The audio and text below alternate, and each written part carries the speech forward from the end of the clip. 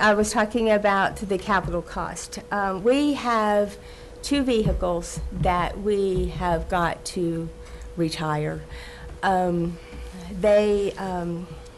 Transit requires that 150,000 miles for transit vehicles, they need to be retired. These two vehicles are at well over 200,000 miles apiece, and it becomes a huge safety issue.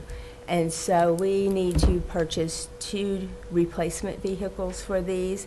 One good thing is when we, purchase the new replacement vehicles, we'll be able then to sell these on the same website we were talking about earlier and recoup some costs. We're not sure what that will be yet, but we will be able to recoup some of the costs. So that'll be good. And that, of course, will go back into this. The good thing is we do already have the federal state grant for this, to cover that. And so, and the city's portion for the two vehicles is the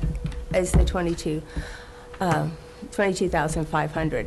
So the difference between our ask of last year from the city's GL and the ask this year is $44,100 and change, and 22.5 of that is capital right here. Another. So is that an 80-10-10, and we're the city's picking up 10? Yes. For the transit authority. Yes. Yes.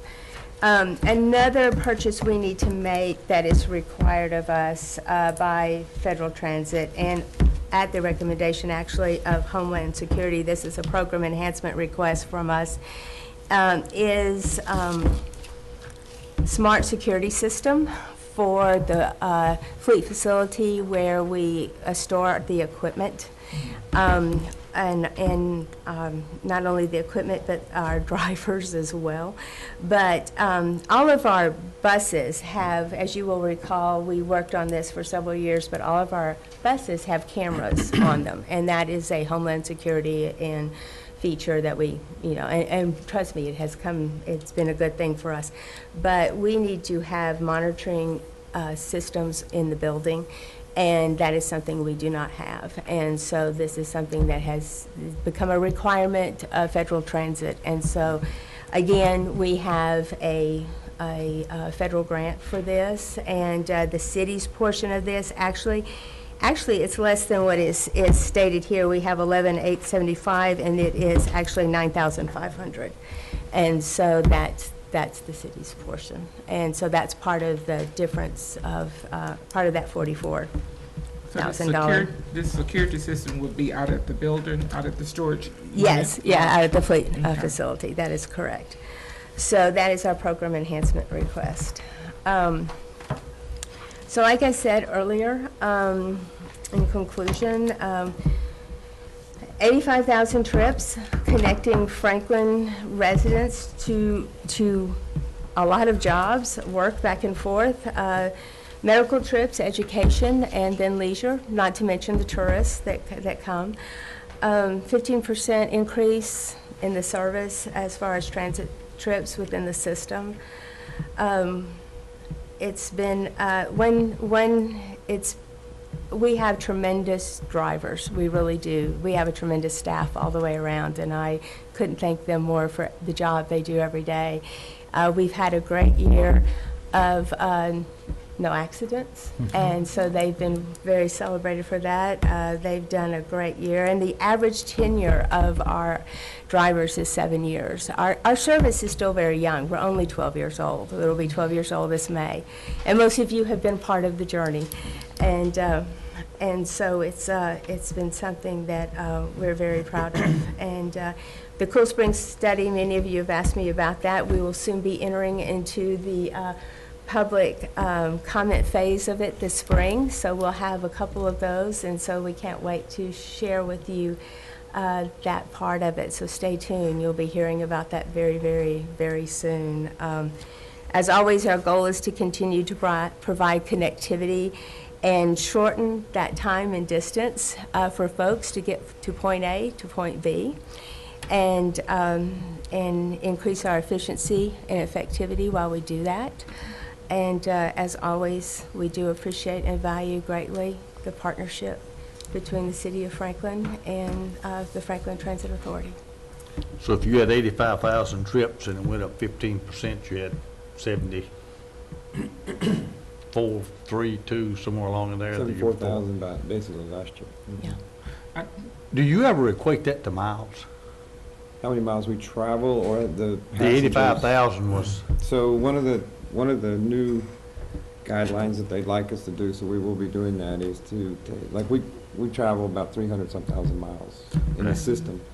So one of the things that they'd like us to do is, if you take the amount of trips multiplied by the number of miles we do, you'll get an idea of what the whole passenger group in an annual basis. And it's going to be a pretty large number as far as how many miles you're reducing from using the roads and things like that. So that's part of the new budgets and, not budgets, but numberings and data that we'll be putting together for this see, year. I don't know whether you would ever, I don't know whether I'm expressing it, but if you're pulling 300,000 miles Right. of car trips off of the roads in the city, Right. I consider that to be pretty doggone significant. Well, that's And- 300,000 miles that we're traveling. If you put 10 people on the bus. Right. That's the Exactly. multiplication that has to Yeah. I think we also heard in smart growth, there's a couple of comments made about the transit and moving people around more efficiently. So Mhm. we are right on task here. I mean, we have some opportunities, I think, as we grow, Right. but that is one of the components of Absolutely. smart growth. And I think it's very important for us on this committee to continue to enhance that. But that route could pick up 10 people. Yeah. So you've pulled 10 in and out Exactly. on that, but just having the route there then. Absolutely. I would say this to you, Debbie, and I haven't, it's been a year, but the Clay Center, there were people that used it, the Todd and the routes religiously. And it was certainly a system that we saw use for and benefit from, being at the Senior Citizen Center, and I was there for 8 or 9 years, I don't remember now. But there were a lot of people that used Todd, and several that used the routes, but I think more that probably used Todd than the routes. Yes. Well, we you know, who would have thought when we started Todd with one vehicle that it now, we have what, 4? Yeah. Yeah. Some days 5. Todd, Getting home. You know, it's a shame that we didn't see it sooner, but Todd was the way to go sooner than what we saw. Well, it's, we are fortunate to be able, thanks to you all and TDOT and Federal Transit, to be able to provide both the fixed route and Todd service. So thank you both. Thank you you very all. much, and keep up the good work. All you do. All right. Well, thank you all. Thank you.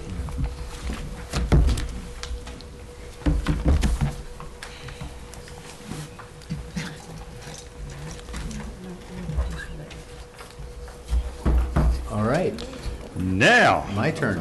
your turn. This is a fairly straightforward element. We've got a component of really some funding we provide in partnership with some outside entities that focus primarily on economic development. And to sort of summarize that for you, and this is the component that's encompassed in the general fund. We've got a general support for the Williamson County Chamber at $25,000 for their ongoing operations. That has been enhanced the last couple years by an additional $20,000 for an existing businesses program where we go out and visit and touch base with existing businesses to see what their needs are and how we can work with them and help them. And so that is continued or proposed to be continued in the base budget. One of the things as that next chapter moves on and that we've talked to the chamber about is to build some additional specific measures about that program and how we track that impact. But we know that's been very positive, and just spending time with those businesses, showing that the city is proactively reaching out to them to have a conversation about how things are going, how we can help, what's going on in their business, what are their needs in terms of employees, what are their needs in terms of other things like transportation. Are there direct flights that they need to certain cities? And we've been communicating that with the airport to talk about what those needs are, what kind of tickets people are buying to travel, so that they can maybe get enhanced service from that source as well. So that's just an example, but it helps highlight the needs of businesses and ways we can help them, and the Chamber is clearly a partner in doing that. A couple of the other areas that we contribute to, the Nashville Regional Council, that cost is about $13,919. That is a per capita calculation, and that's a 13-county regional planning and community development organization, works on a number of different elements there in terms of more regional planning and thinking. We also contribute to the Nashville Area Chamber of Commerce at about $3,000, and the Nashville Area Chamber helps work with us in recruitment efforts in particular, and bring new business opportunities to Nashville, but also to Williamson County and to Franklin. And so we want to be at least at the table as a participant, and this $3,000 helps us do that and keeps us in the loop with the chamber. And our Williamson County Chamber does a lot of direct work with them when we start working with prospects that are looking at a relocation in particular to our area. And then the MPO, the Metropolitan Planning Organization, that's $7,811. That's our contribution to that effort, and that is the mechanism through which a lot of federal transportation dollars are distributed to the region and to specific projects. A lot of times in partnership with Tennessee Department of Transportation, but again, the MPO is an important player in looking at those. Mayor Moore, members of our engineering staff, Jonathan Marston, work very closely with the mayor with their overall board and other elected officials there, and Jonathan serves on the technical advisory group. So that's an important part, and we make sure key projects are on their long-term transportation plan, and that we're getting things identified so that state and federal dollars can flow our way when those opportunities arise. What you don't see in this chart, which gives you, I think, basically the general fund dollars, we do also support the area of economic development and tourism through the hotel motel tax, and we'll talk a little more about that fund, I think, at our next meeting. But you've got dedicated dollars of that 4% lodging tax that the city of Franklin has in place. 1% goes to the Convention and Visitors Bureau. So 25% of that tax goes to support their operations and promoting the region and promoting the tourism business. You've heard quoted that that generates a economic benefit, tax benefit collectively of about $400 per resident in our community. So that's a significant benefit as well. So that, again, that's not reflected here, but I didn't want to ignore that because it is clearly an economic development impact as well. One of the other things I want to touch on that we will talk about in a little more detail, since we just had the transit discussion, there is the commuter bus service that has been going the last, probably 3 or 4 years, I believe, that originally started with dollars out of the stimulus package, the Recovery Act, and those dollars have dissipated over time in terms of the grant funding, and so we're looking at some increased funding demand to keep that going. That'll be something you'll look at, and we'll give you some more specific information on. But right now, that's being funded by Williamson County, by Franklin. Davidson County also participates, and so those dollars in our respective shares are going to look to increase as well to continue that service. So that will be something you'll see, just to kind of round out the transit conversation. You'll see that coming forward, and we got that request in the last few weeks, in terms of what that is projected to look like for next year. And I don't have that number off the top of my head. Do you have that, You know, Russ? I don't remember it either because it's on the next month. Yeah. The other thing I would mention. So that's a little bit of a preview, but those touch on some of the topics we've talked about You tonight. want to mention that the route is changing March 30th. They are modifying it because of Brentwood's non-financial participation. They're not going to have a stop anymore. And so that's been eliminated there. It is a good service. It's a high-quality service in terms of the rider experience.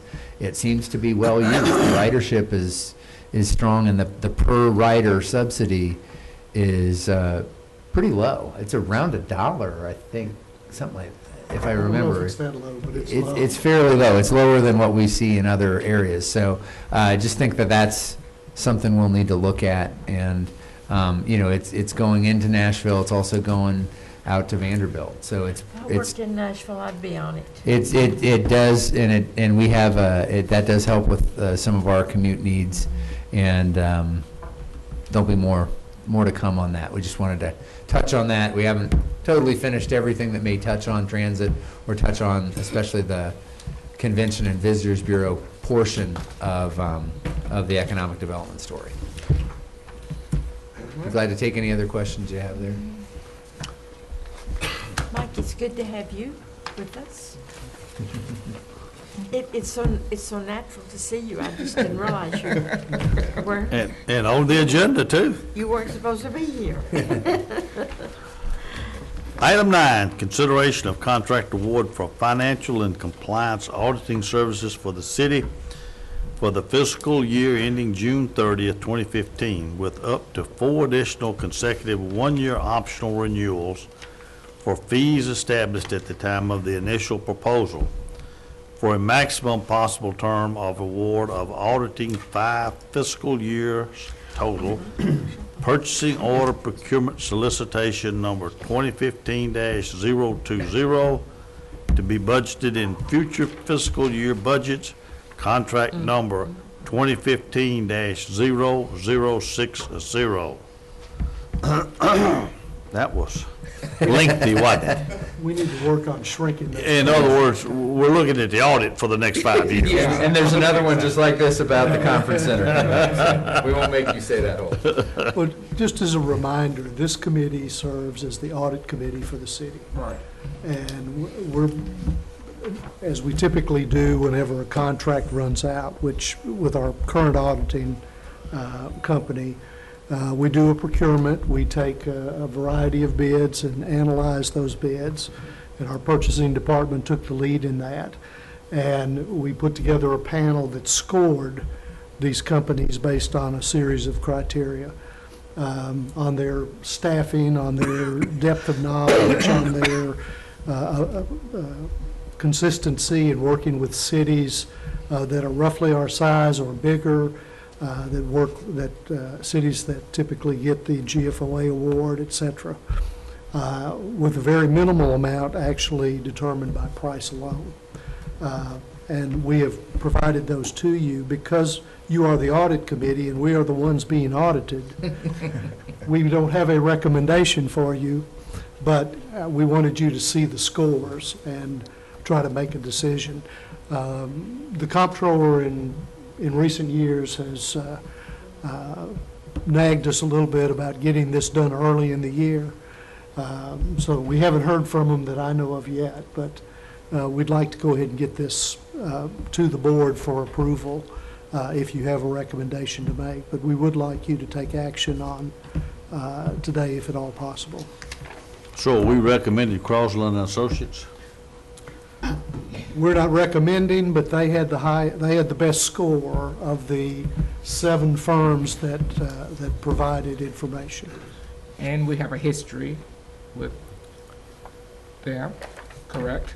We do have a history, and I've sensed that the board is satisfied with Right. their performance. Yeah.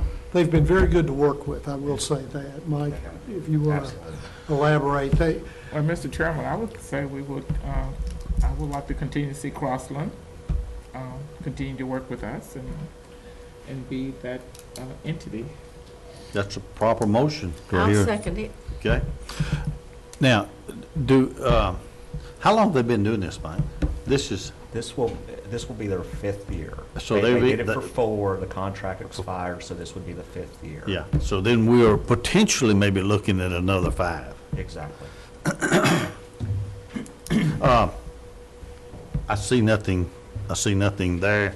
We're looking at the numbers and evaluation, and you go down through, and they got a 91.5 composite score, and are not even under that, not even the highest of the bid proposal. So, hearing no other comments, recommendations, or anything, Well, they have always been professional when I've And they- been a part of their presentation, and, Yep. and no complaints from the staff when they're in the building. So I would, yes. all right, proper motion second, all in favor indicate by saying aye. Aye. We would recommend then, put it on the agenda. Do you want that for a work session? I think we could move it to the voting. I still. don't think I it's think it's not. pretty straightforward. We can Yeah. put it on new business so we can vote on it directly. Yep, Okay. Unlike most things, there is not a contract that they draft. I mean, there is a state contract that we, the city, and Crossland as the vendor have to use. Okay. That's the only thing that's acceptable by the comptroller. So there's nothing to tweak in terms of the contract.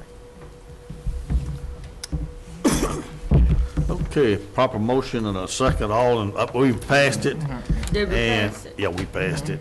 Yeah, Mike Number even 10. voted. Mike even voted. So it went 4-0. Mike voted absentee. Item 10, consideration of audit for the Cool Springs Conference Center.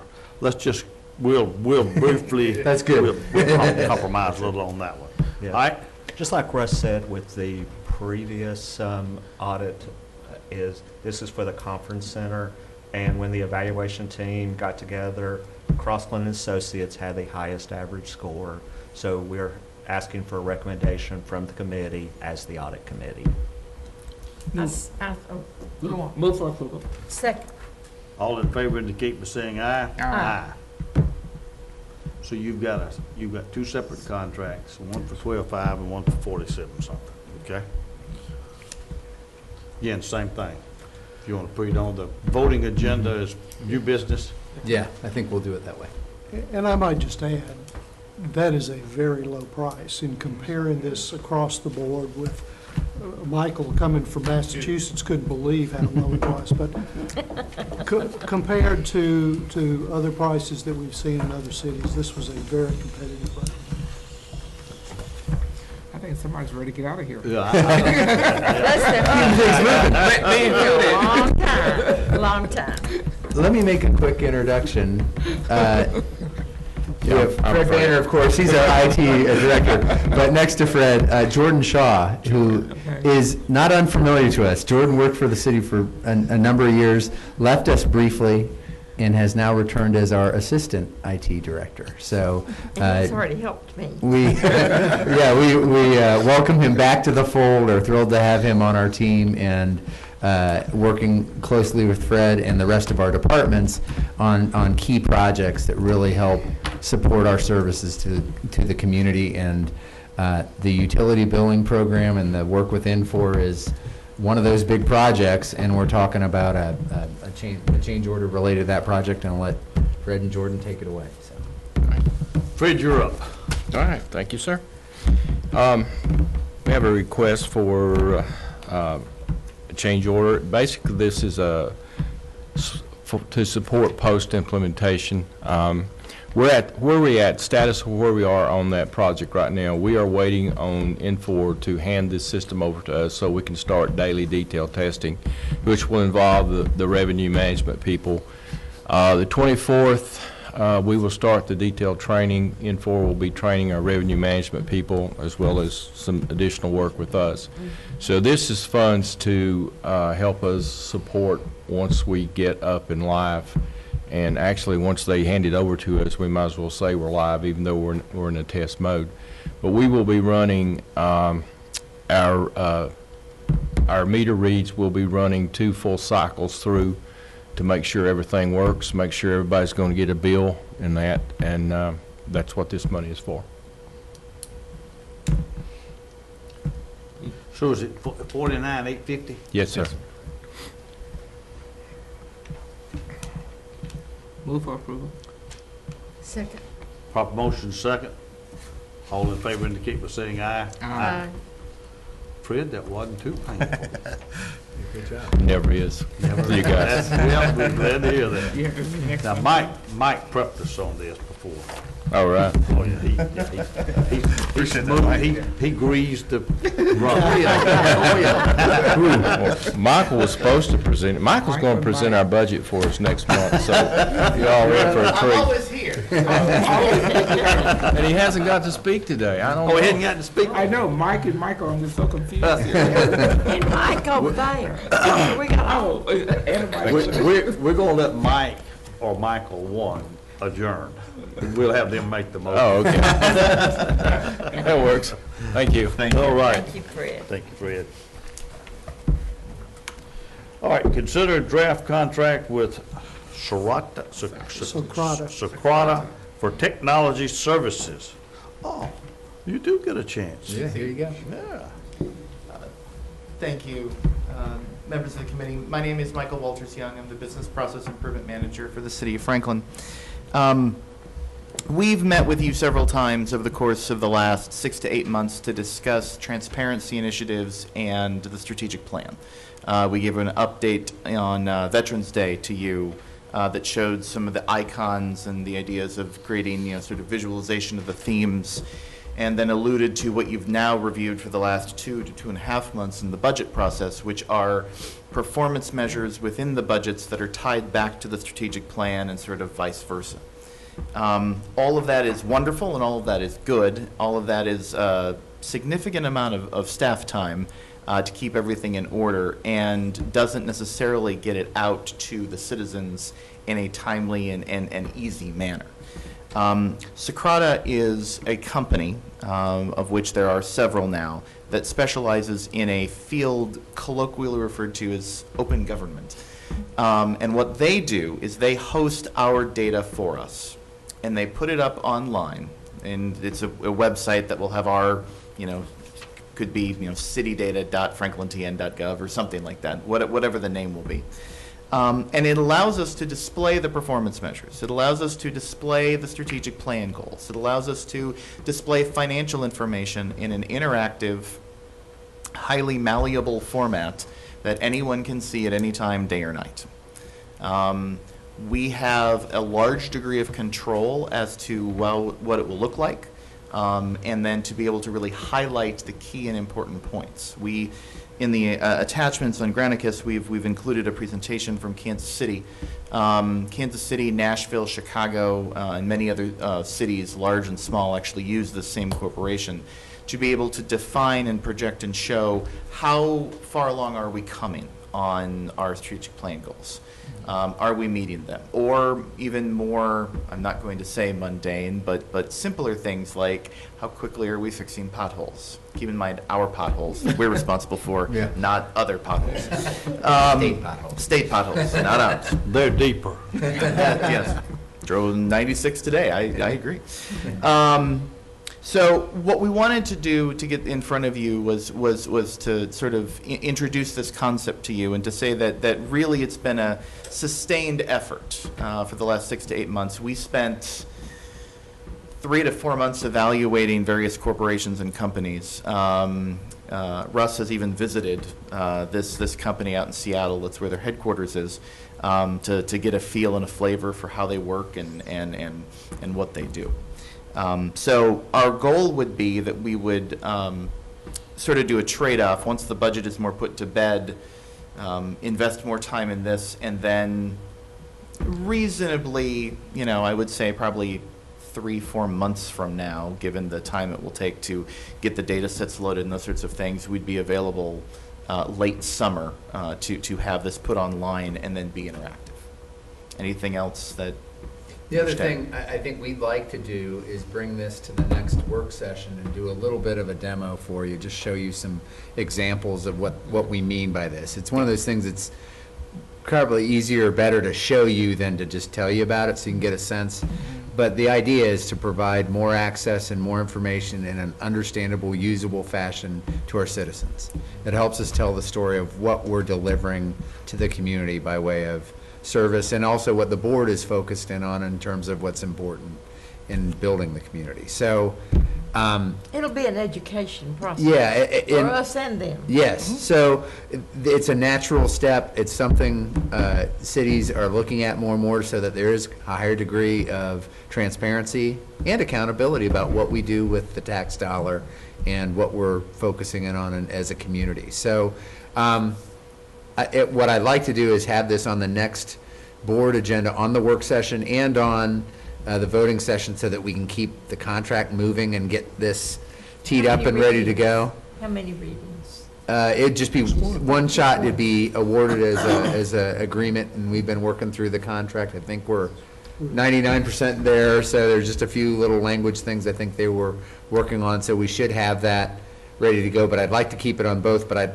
I really want to show it to you a little bit as a whole So board. you want it on the work session for the 24th of March? We'd put it on both, yeah. We'd put it on there and also have you On the vote. award the contract that same night or approve the contract that same night of the voting session, if And we could. You'll be able to use this in the evaluations? I mean, how do you see yourself? Well, you'll using see, it? we'll see the same data. Departmental type goals. And one of the things we've been doing is working on goals at the departmental level, but Right. also individually with employees. So there should be a connection. Right. And some of the same data you're seeing measured translates into the goals of departments and their teams. Yeah. So it's really, we're trying to get alignment between your goals and the goals in the organization and what we recognize amongst our team as well. Are the departments already into that?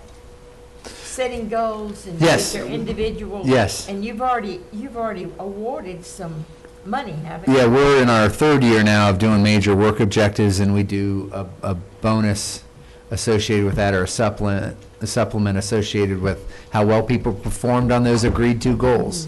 And so that's the individual side, but we're trying to make sure it kind of works from the big vision all the way down to the individual team member. So this is part of that too, in terms of reflecting that back out to the citizens, and anybody wants to click online and say, I wonder what Franklin's doing. I wonder what Franklin's doing about this issue, or how much we're spending on that, or, you know, how do they, what are they measuring? So that's the idea. Would you, or is the, I guess the questions asked, are they uniform throughout all the cities, and would you be able to compare our rate of performance with Kansas City or whoever else, or Some are the same, but it's customizable. okay, Right. okay. I would say the word eventually. We, as part of our process evaluating various corporations and packages, we realized, and I have reported to you, that we have 5 separate performance measurement initiatives already going on in the city, and there's even more sort of sub-departmental initiatives. Part of this effort is to truly try to consolidate some of this and to make it easier for us. There are comparative measures already built into the budget because we participate in the statewide benchmarking project. Some of those can certainly be reflected in this effort. There's also other opportunities that we are evaluating and will continue to evaluate to participate in larger, more national-based comparative data type initiatives. Okay. Those are also time-consuming and require a lot of initiative and a lot of cleansing of data to get the standardizing that you need to make it truly useful. But we'll keep an eye on it. Do you need a motion from this committee, or are we just gonna carry it to? I'd like you to go ahead and vote on it so that we can reflect the committee's action, but because of the broader application of this, I want the whole board to get to see it in 2 weeks, but I'd like the committee to weigh in. And we need to see it too. Yeah, we want to show you a little more as a group what we're talking All right, about. I move that we recommend this to the board. Okay, all right, proper motion in a second. All in favor? Question? Yes. This is a deeper drill down and a different way of showing the state benchmarking data that the comptroller's office now wants. And is that my understanding? Yes. It's a different type of drill down. It's a different type of drill down. I think it starts with us, and it really, our focus is this initial phase, we're going to start it with your strategic plan. Right. So it will be those 4 themes, and then we can sort of slice it and dice it by department and make sure the links are correct. But then, you know, we can add, and there's going to be sort of back-end data tables. So if people want to be able to see something in a chart, they can click on a chart. If they want to be able to see something in a table, they'll be able to click on the table. So the data will be there, but we will start it at sort of the macro level and then allow it to go down. Thank you. Sir. Proper motion and a second. All in favor indicate by saying aye. Aye. All right. Item 13, quarterly reports. After we share the information from this report with the committee, we will post it to the city's website. Okay. What I'd like to do is maybe highlight 2 points from the report. One is the good news with the local sales tax.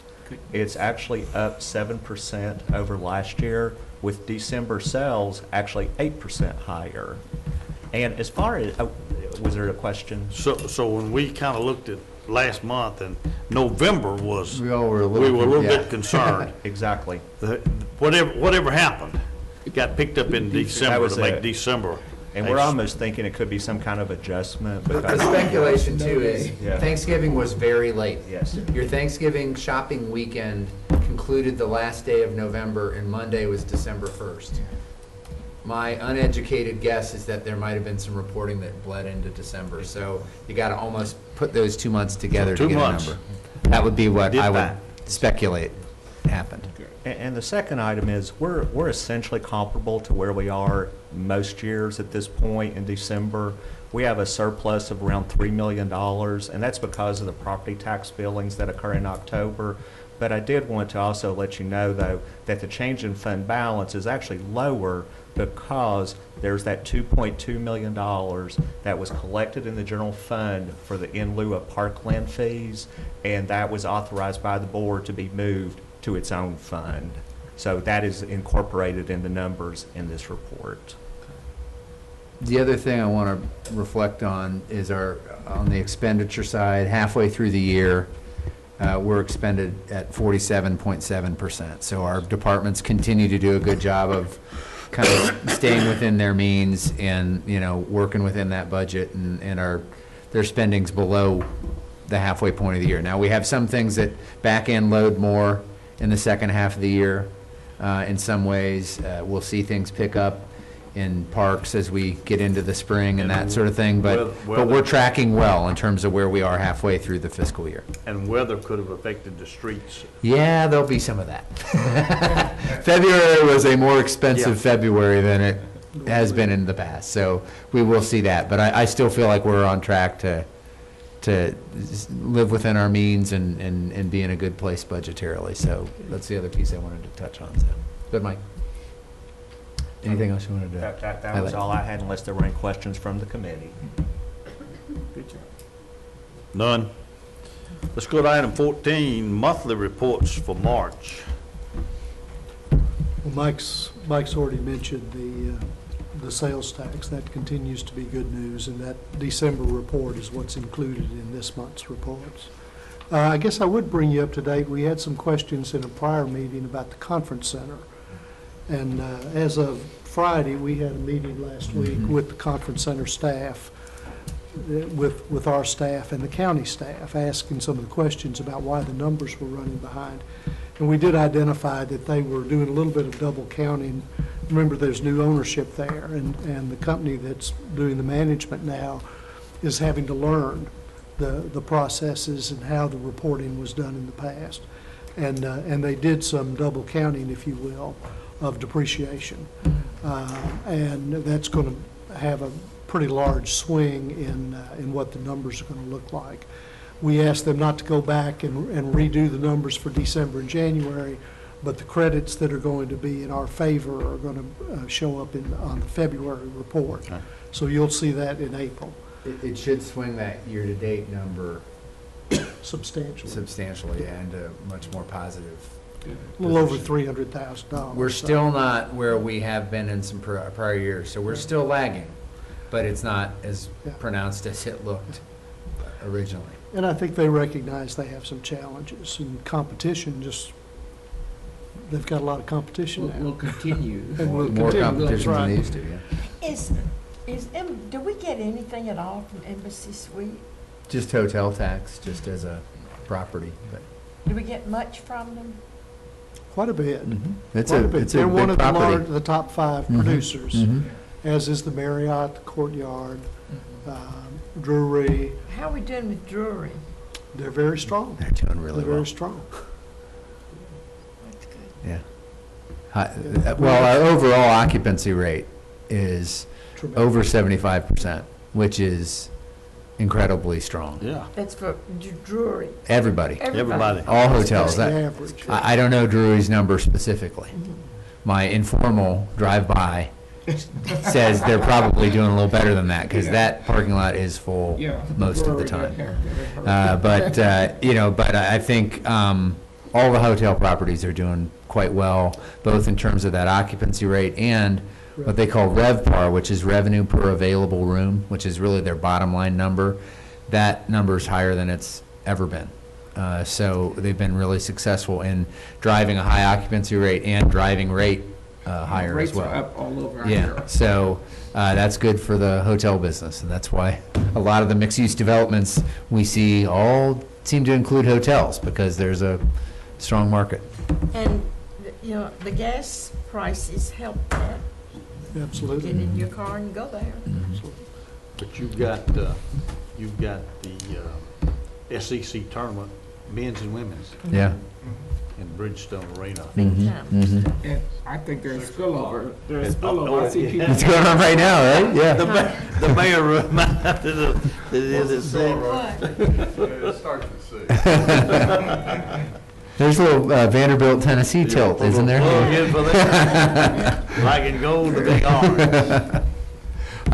So that's been a strong area. So we hope to see the conference center rebound. They've got some plans. They're going to refresh the property. And as you remember, we put aside dollars on an ongoing basis for that purpose. They've got a plan, and they will give it a pretty significant facelift. So that's moving forward too. And that will probably have a little bit of a negative impact while they're doing the work, but then ultimately have a positive impact, because you got to freshen the look of a facility Yeah. like that to stay competitive. You just do. Sure do. Okay. And they need their old chef. Before you adjourn, I want to ask you one thing on terms of schedule. Two questions. Next month, we have a lot of items to look at. There's just a lot of catch up and clean up, and it's our last meeting before the first part of May, when you get a recommended budget. We were going to ask you if you might be willing to start at 2 p.m. that day, just so that we get started a little earlier. Don't know if it'll take longer than today, but it might, just because of the sheer volume of items. Would that be okay? I'm delighted. I Okay. think this, Wonderful. I think And the I've even senior citizen suggested- group. would- I've even suggested we wanted to Earlier do the days better. or two. Okay, yeah. Would have been fine. Yeah, we'll look to do then the April meeting, April 9th at 2 o'clock. The other question I have for you is, in May, the scheduled Budget and Finance Committee meeting is for May 14th, which is a Thursday, your normal meeting day. And what I normally do, or what we normally do at that meeting, is that Friday before you get the recommended budget, and then I present to you and we have a discussion about the whole of the recommended budget at the meeting. We generally have tried to schedule a second meeting in case you need it.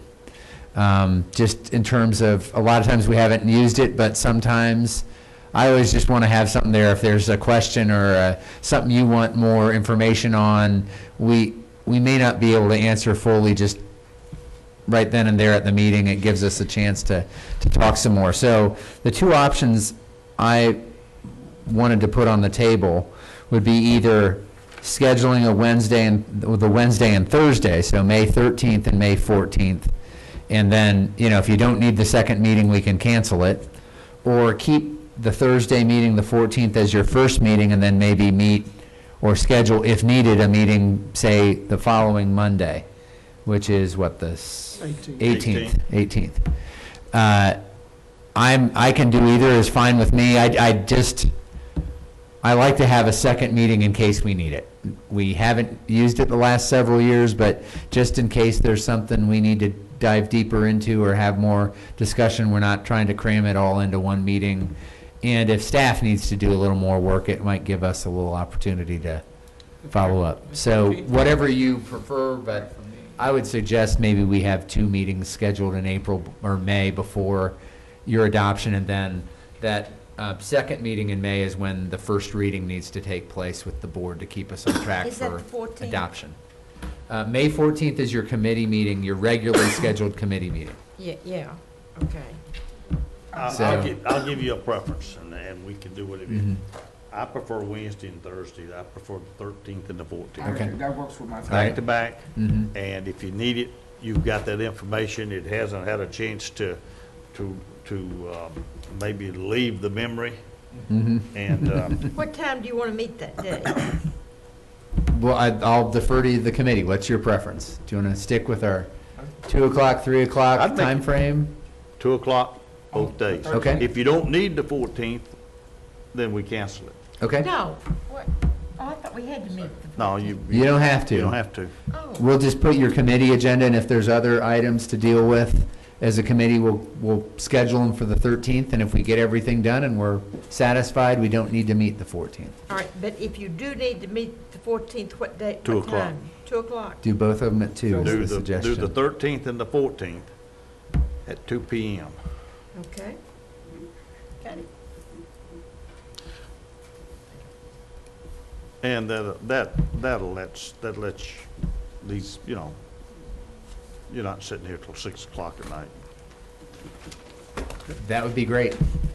So thank you for that adjustment on the time in April, and then just giving us 2 dates in May gives us some flexibility if we need it in getting through the committee's work and getting it onto the board for the second part of May. I'd rather have it where it's comprehensible, rather than trying to jam it all into one, and it's 7 o'clock when we leave, and we start at 2 in the afternoon. That's right. So, we might have to have 2 5-minute breaks. That's right. See you soon.